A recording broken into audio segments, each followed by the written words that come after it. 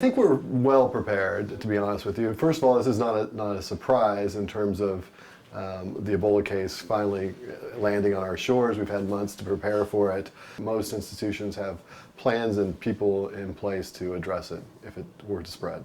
Well, the first thing is we want to keep our Ebola patients out of our clinics and limit their exposure to our healthcare setting. So one thing that we're doing starting now is that anyone who calls into a clinic and says, oh, I have a fever, we begin the screening right then and there. So we ask them, well, have you traveled anywhere in the last 21 days? If the answer is yes, we ask obviously where. And if someone has traveled to West Africa and to one of the affected countries, then that person, we recommend they stay in place.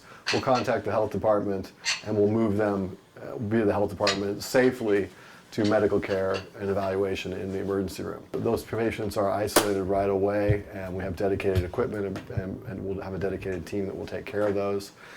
There's 24/7 infectious disease consultation available at all of our hospitals for Providence, and I'm sure for the other systems as well. And so we're all available to help advise as needed.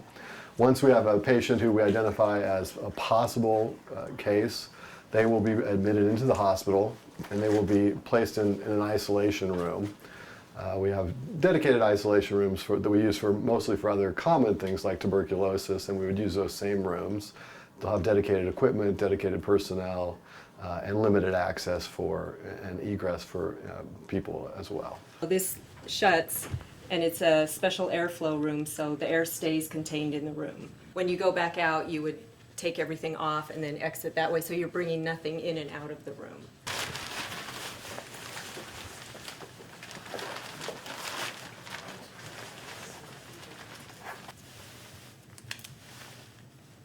And then you always have to crimp the nose shield, and there would be added this also.